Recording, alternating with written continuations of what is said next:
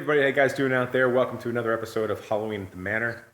So I'm going to be starting a new project today. Unfortunately, it's something that you've already seen. They call Jack Skellington the Pumpkin King. I think I'm going to start calling myself the Coffin King.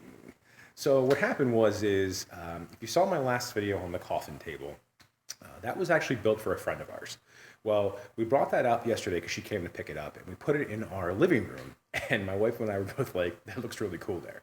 So what I decided to do is I'm going to make another one not exactly the same as what I made in the last video. It's going to be a little bit different.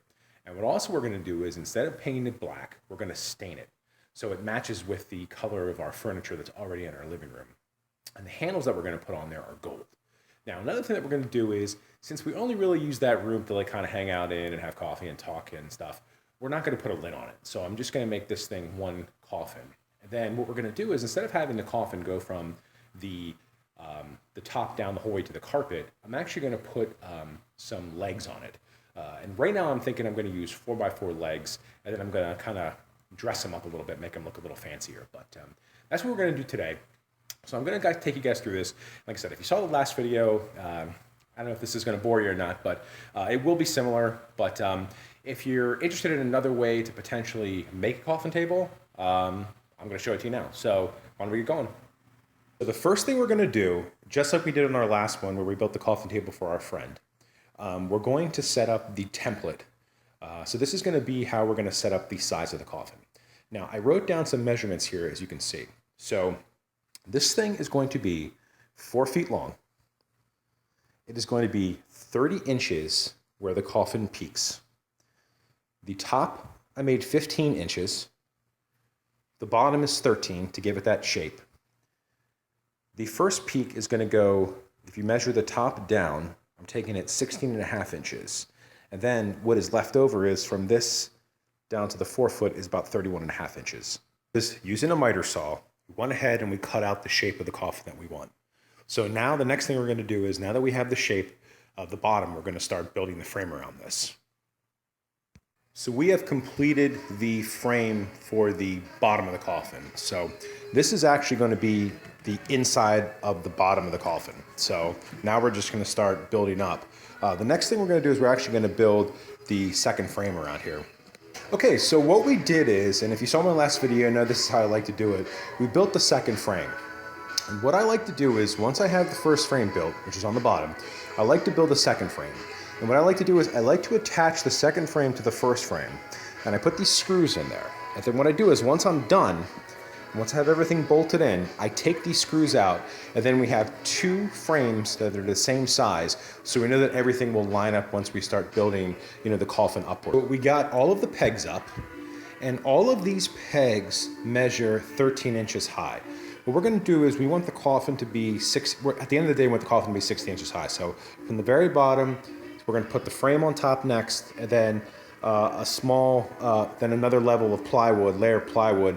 We want that to be about 16 inches. So that's where we're at right now. The next thing we're going to do is we are going to put the frame, the top frame, on top of the pegs here and make sure everything is evened up and everything is level. We got the top frame on here, and the good news is that everything is level, which is great. So the next thing we're going to do is we're going to just reinforce this. I'm going to put I'm going to put a 2x2 here and on the other side. And that's actually going to be for the handle. So we have the 2x2 inch post down the middle here of the side. And we have it on the other side as well, as you can see. I don't think I'm going to do what I did on my last project, where I actually reinforced all the sides. Seeing as this isn't going to be, this isn't going to have a lid on it, and there isn't going to be anything really put into it because all of this is basically going to be hollow, I think I'm just going to leave this as is. So I wrapped the plywood around this coffin. And again, there's not going to be anything on the inside, so I don't have to do any of the plywood in here, which is really good. So the next thing I want to work on is I'm going to work on the handle. So I went ahead and I drilled holes in for the handles. And what I'm going to do is on the inside here, I'm going to use a spade bit. So where these holes are, I'm going to put the spade bit in here, and I'm going to cut out a hole here and probably go about halfway through so the bolt can get in and we can get the handles on. Ahead, and we got the handles on this thing now. So that's great. So the next thing we're going to do is we're just going to start to put some 2x2s across here, across the top to reinforce the top. Like I said, because this is all going to be hollow. So I just want to make sure that the top is reinforced. So when we put the piece of plywood on here to cover this whole top up, there'll be some reinforcements here in case we put anything on there and nothing will just fall right through. I put these 2x2s across. Now it doesn't really matter if they're not lined up right, because what we're going to do is we're going to stick a piece of plywood over this because this is going to be hollow.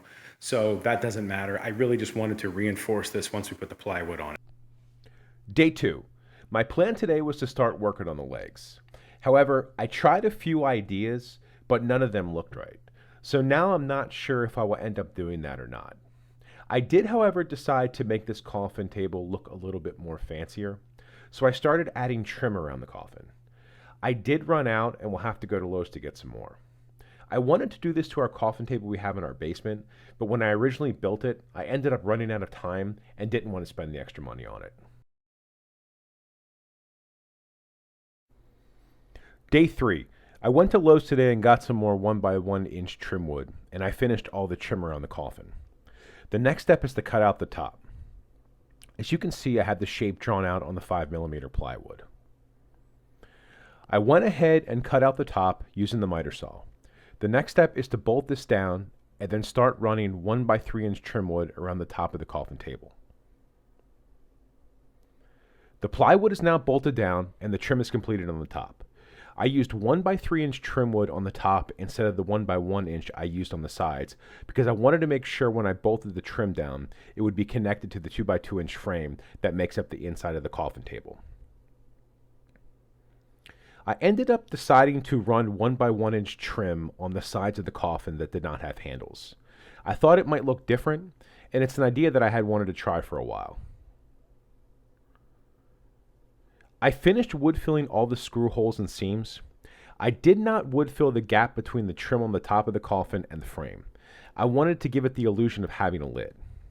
I'm going to let this dry overnight, and the next step will be to sand the wood filler down and get this ready to be stained. Day 4. I sanded down the coffin, and as you can see, Vanessa and I just finished staining it. We used what was left of the mid-wax pekin stain we had previously used on our electric chair project. Overall, I think it looks okay. There is some sun peeking through the trees, so it's kind of hard to tell if we will need to do any touch-up work or not. We're going to let this dry overnight and see what it looks like in the morning. Day 6. The stain dried yesterday and we moved the coffin table into the living room. However, there was something about it I just didn't like, and I think it has to do with the height. I was originally going to add legs to the bottom, but when I tried it, it looked terrible. So what I'm going to do now is, as you can see, I built a base using 2x2 inch wood around the bottom of the coffin. I'm going to attach this 1x4 inch wood to the base to add about 3.5 inches of height. It will also give the coffin another level that will stick out 3/4 of an inch. The base is completed.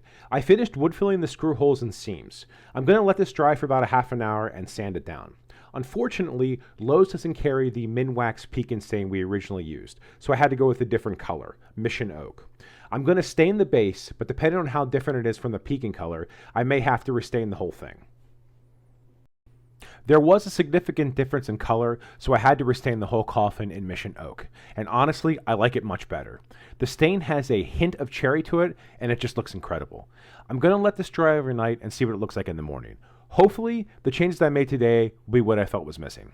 It's day 7, and as you can see, the what I'm going to call the alternate version Coffin Coffee Table is completed. And now I am very happy with it. I actually think it looks amazing. I didn't like the way it looked before, and I mentioned that in an earlier segment of the video.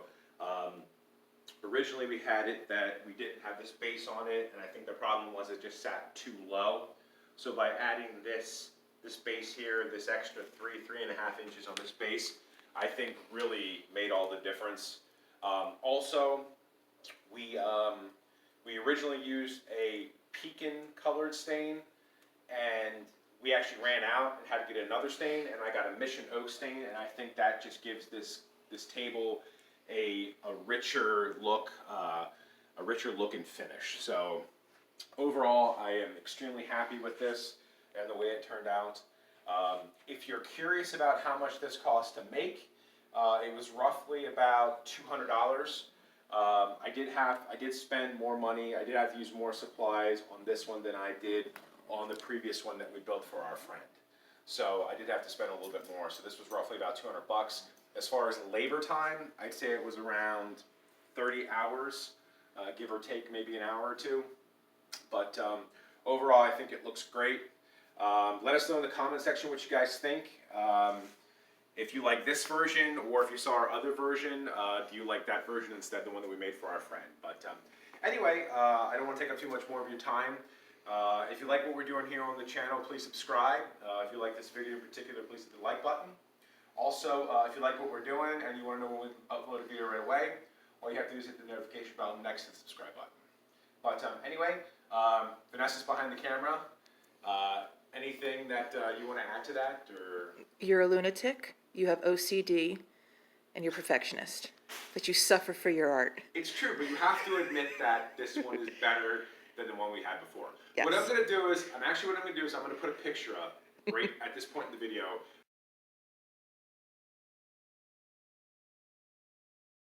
I'm going to show you before and after. And I think everyone will agree that this is better. It is better, yes. Okay, so anyway. You're right, dear. Thank you. Anyway, I want to thank you guys for watching. We both want to thank you guys for watching. We really appreciate it. I hope you have a great rest of your day. And again, in the comment section, let us know what you think. So have a great rest of your day. And until the next time, take care. And like I mentioned at the beginning of the video, I am the Coffin King. And we'll see you guys later.